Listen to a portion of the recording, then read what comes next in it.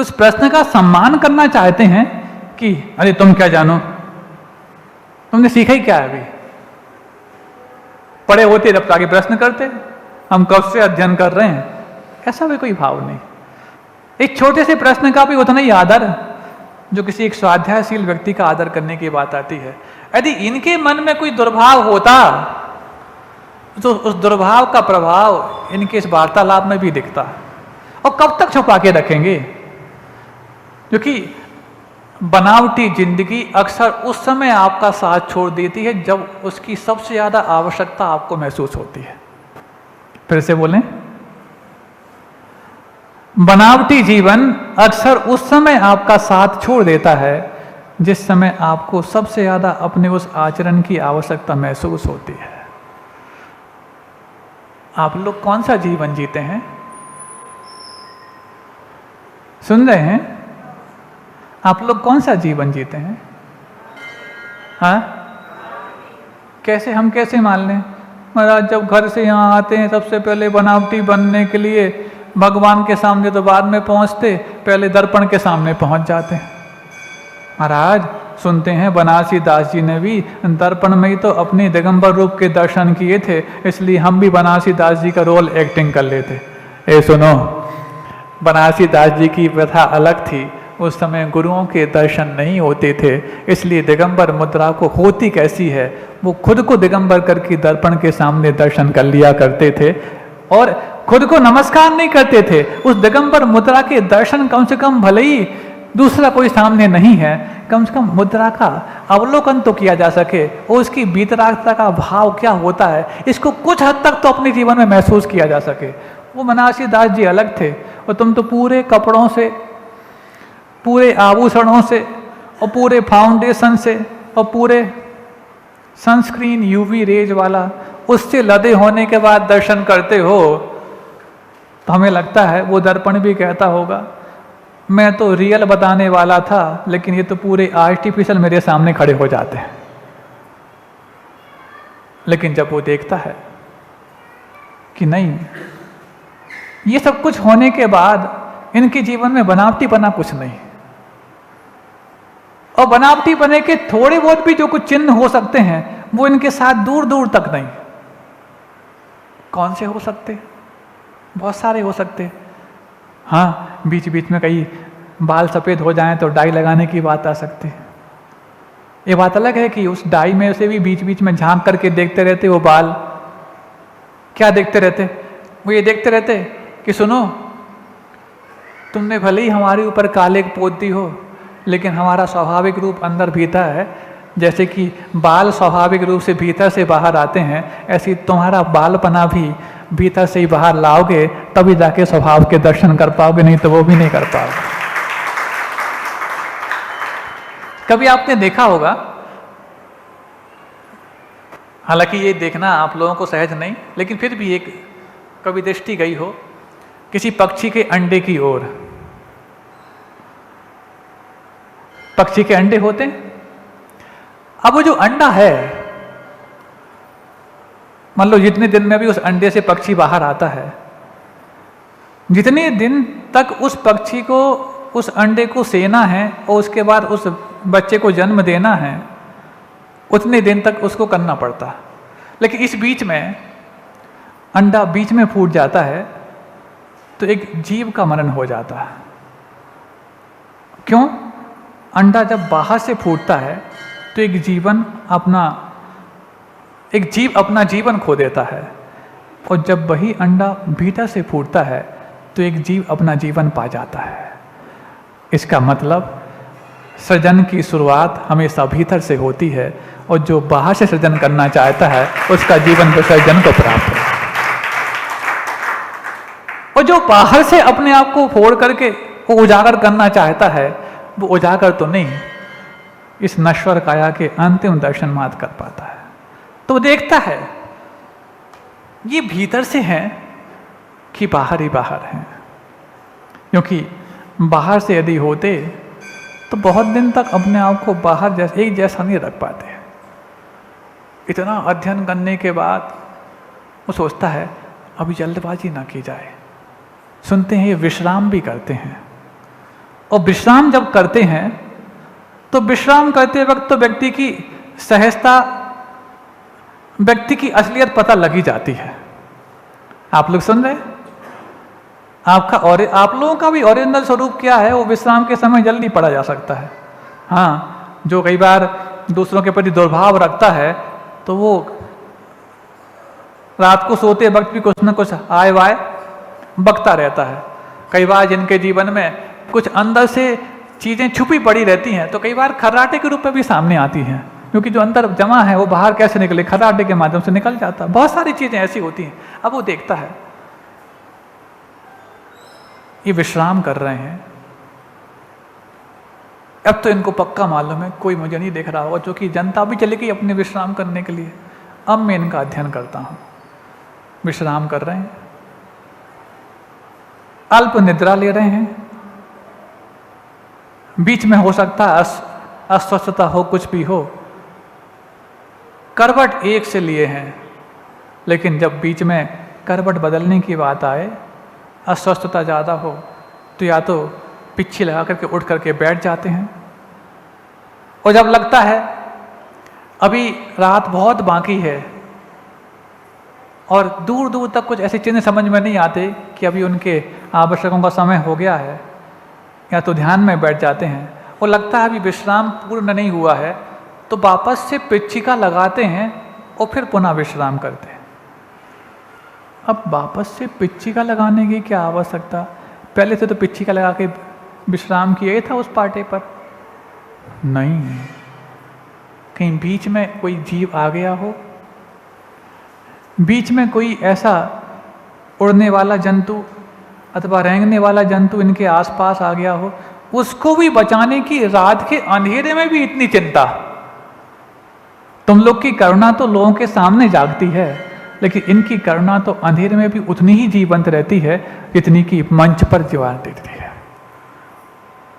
तब लगा, सुबह से लेकर रात तक देख लिया, दिनचर्या को देखा और पूरी चर्या को कई दिनों तक देखा, उसके बावजूद भी असलियत में कहीं कोई अंतर नहीं आया। कहीं ऐसा तो नहीं यही मेरे असली गुरु बनने लायक हो, कहीं ऐसा तो नहीं मेरी तलाश जो आज तक थी वो तलाश आज पूरी होने वाली हो। लेकिन अभी नहीं, जल्दी नहीं करना, क्योंकि परसेंटाइल 99.99 हो, लेकिन 0.01 का भी यदि कोई अंतर मेरी कहीं आस्था को बाद में तोड़ने के लिए कारण बन गया तो ऐसा जोखिम लेना भी आवश्यक नहीं। आप लोग सुन रहे हैं? इतनी कभी आपने परीक्षा की? नहीं की? कोई बात नहीं, जो परीक्षा कर रहा है उस परीक्षक की दृष्टि आप देखो, है तो वो अजैन, लेकिन कितने मनोवैज्ञानिक ढंग से वो परीक्षा कर रहा है। और इस मनोवैज्ञानिक ढंग से परीक्षा करते वक्त भी उसके अंदर पैरामीटर्स क्या हैं, मापदंड क्या हैं कि मेरा गुरु कौन हो सकता है। ये मापदंडों का निर्धारण इतना आसान नहीं। पहले से मापदंड बने हो और उस पर जाए कि तुम अपने गुरु की परीक्षा करो तो कोई बात नहीं, बहुत आसान है, लेकिन मापदंड भी ऐसे बनाए जिसमें बारीकी से उनका अध्ययन हो सकता हो। हमें लगता है वो अजैन का मानस भी इस मापदंड को बनाने के लिए बहुत कुछ अपने अंदर कुछ ऐसे चीजों को जानने के लिए मजबूर हुआ होगा जो शायद उसकी आस्था को बाद में स्खलित ना कर पाए। इस चीज की पहले उसने तहकीकात की होगी। इस बीच में सुबह हुआ, देखते हैं भक्त लोग आ गए, पाद प्रक्षालन भी कर रहे हैं, भक्ति भी कर रहे, अर्घ्य भी समर्पित कर रहे। उनकी ओर हल्की सी दृष्टि डाली, आशीर्वाद दिया और आगे बढ़ गए। इस बीच में रास्ते में क्या देखते कि कोई विक्षिप्त मन वाले भी मिल जाते हैं, वो अपशब्द बोल देते और श्रावक उनको हे कैसा बोलते हो, लेकिन वो श्राप उनको बोलते शांत रहो। जब तुमने भक्ति की थी, तुमने अपनी भक्ति में अल्फाज व्यक्त किए थे, तब तो हमने मना नहीं किया था। ऐसी उसकी भक्ति अलग टाइप की है, वो अपशब्दों से भक्ति करना चाहता है, तुम अच्छे शब्दों से भक्ति कर लेते हो। भक्ति का आदत तो करना सीखो। जब ये उत्तर और दे दिया तब लगा वाकई में है तो कुछ अजीबोगरीब। पहले तक मैं लगता था कि ये गरीब हैं इसलिए ऐसे दिगंबर बन गए, अब तो लगता है अजीबोगरीब हैं कि दिगंबर होने के बावजूद भी अच्छे अच्छे आडंबरों के लिए भी ये नतमस्तक करने वाले बन गए।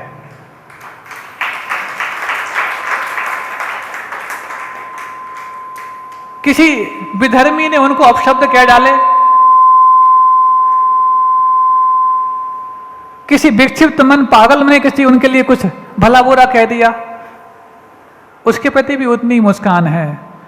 और जब भक्त ने उनकी भक्ति कर डाली, पाद प्रक्षालन रास्ते में कर लिए, तो भी उसके प्रति एक सामान्य सा भाव है। भक्त भी तो अपेक्षा करता होगा, इतनी देर से हम प्रतीक्षा कर रहे हैं, ये हमारे घर के बाहर से निकले, हमने पाद प्रक्षालन किए, उसके बाद एक अच्छी भरी मुस्कान तो दे देते ताकि हमारी प्रतीक्षा को पूर्णता पारितोषिक मिल जाता। सुनो, जो प्रतीक्षा करने के बाद मुस्कान का पारितोषिक जल्दी चाहता है वो बहुत नुकसान में रहता है। और जिसको लगता है कि कम से कम घर के बाहर से निकल तो गए, चरण भले ही हमारे घर पे पड़े हो ना पड़े हो, उस थाली में पड़े हो ना पड़े हो, कम से कम थाली तो धन हो गई, ताकि थाली में चरण रखने के पहले उन्होंने नजर उस थाली पर डाल दी, क्योंकि नजर थाली पे डाले बगैर वो थाली में चरण रख सकते नहीं थे। क्योंकि थाली पे चरण इसलिए रखना, थाली पे नजर इसीलिए नहीं रखना कि तुम्हारी थाली चांदी की है कि सोने की है। थाली पे नजर इसलिए रखना कहीं हमारे चरण रखने के पहले उसमें कोई जीव तो नहीं आ गया है। इतने सावधान, दृष्टि थाली पर जितनी है, यदि थाली वाले पर दृष्टि कर देते, ऐसा वो भक्त सोचता है। लेकिन भक्त सोचता है थाली तो मेरी है, भले ही वो जड़ है, लेकिन उसका तो पुण्य भले ही हो या ना हो, लेकिन जिसने ये थाली कमाई है उसका पुण्य तो है कि किसी, भले ही मेरे ऊपर दृष्टि डाली कि नहीं डाली, लेकिन मेरी थाली भी बहुत है निराली। उसको देख करके मैंने उसमें जो उनके चरण और उनकी नज़र दोनों ये पड़ी है, उसमें तैयार किया वो गंधोदक है। वो गंधोदक भी इतना मूल्यवान हो गया, इतना मूल्यवान हो गया कि अब वो गंधोदक पानी ना रह करके उस प्राणी के उद्धार के लिए भी कारण बन गया। भावनाओं का आदर तो करते, लेकिन भावनाओं का आदर विवेक शून्य होकर नहीं करते। आहार जब करते हैं, कोई चीज़ ऐसी देखने में आ जाए जो उनके लिए संदेहास्पद लग रही है, तो संदेह भी हो, श्रावक बहुत निवेदन करेगा, नहीं कुछ नहीं है, कुछ नहीं है, ये तो रेशा है, रेशा है। तुम्हारे लिए भली रेशा है, लेकिन हमारी ये बात ऐसा है कि यदि इसको देख करके संदेह मन में पलता रहा, विकल्प दिन भर मन में रह गया, तो उस आहार से भी ज़्यादा, आहार नहीं मिलने से भी ज़्यादा मन की कमजोरी जो मेरे मन में आ जाएगी, उससे बचने के लिए तुरंत वहाँ पर आहार छोड़ देते हैं। और जब मन आ गया, गर्मी तेज क्यों ना हो, बीच में अचानक उपवास का मन भी कर जाए तो उपवास कर डालते हैं। श्रावक कहते बहुत गर्मी है, अभी स्वास्थ्य ठीक नहीं है। हाँ, देखते तो हैं गर्मी का मिजाज ज़्यादा है कि गर्मी में रहने वालों का मिजाज ज़्यादा है। और वाकई में यदि गर्मी का मिजाज ज़्यादा है तो कोई बात नहीं, गर्मी जीत जाएगी। और यदि गर्मी का मिजाज इनके मिजाज से कमज़ोर पड़ गया तो गर्मी भी शाम को बरसात लेकर के आ जाएगी। जब इस प्रकार से उसने पूर्णतः चारों ओर से उसने अध्ययन किया, अब वो सोचता है कुछ और तो नहीं रहेगा मेरे मन में जो कसक के रूप में अंत में ले जाए। नहीं नहीं नहीं, सोच ले और भी, कल तो तेरी श्रद्धा पूरी बनने वाली थी, आज जाकर के फिर से तूने एक और बिंदु निकाल लिया। कल तक तो अभाव की बात थी, प्रभाव की बात थी, स्वभाव की बात थी, जिन बिंदुओं के आधार पर तूने इस बैरागी का, तूने इस दिगंबर मुद्रा का अध्ययन किया था, आज तूने नया बिंदु निकाल लिया दुर्भाव का, उस पर भी तूने खरा उतार के देख लिया। क्योंकि दुर्भावना जिसके मन में पल रही होती है वो 24 घंटे में एक आध बार तो उनकी किसी क्रिया में देखने को मिलती है, लेकिन जब प्राणी मात्र के प्रति करुणा का भाव इनका हो, उन व्यक्तियों के प्रति भी जिनको कभी परिचित प्राप्त नहीं हुआ है, उनके प्रति भी भला हो जाए, ये भाव जिनके जहन में भीतर तक बैठा हो, दुर्भाव की कुवत कितनी होगी जो इतने सद्भावों के और करुणा भावों के प्रभाव में वो अपने आप को बचा के रह पाए और अंत में निर्णय कर लेता है कि नहीं, कहीं ऐसा ना हो। गुरु के चुनाव में इतना समय व्यर्थ गंवा दूं कि गुरु बनने के बाद मेरे जीवन को उन्नयन के लिए समय कम पड़ जाए और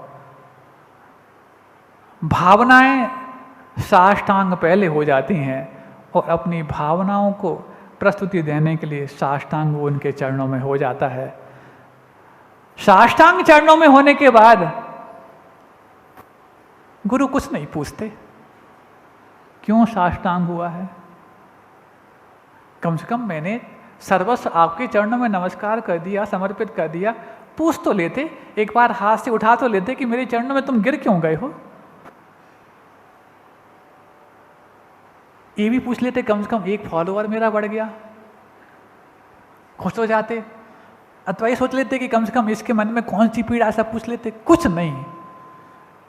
ये सहज सा भाव, ये समता का प्रभाव इनके जीवन में आया है।